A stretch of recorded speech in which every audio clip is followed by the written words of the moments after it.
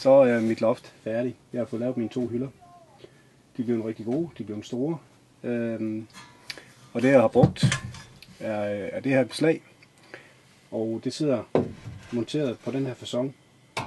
På spærfoden går ned og griber med indgrebene her og de her tænder. Fat om spærfoden. Så det er bunden. Så har jeg brugt lægter og lagt dem ned i de her indgreb her.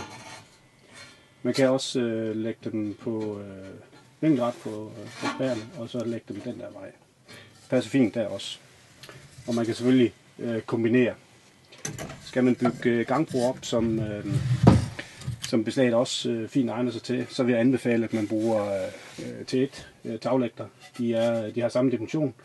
Bredden, men de er det kraftigere. Så brug dem i stedet for, hvis det er en gangbro, du skal bygge op. Ned med dem.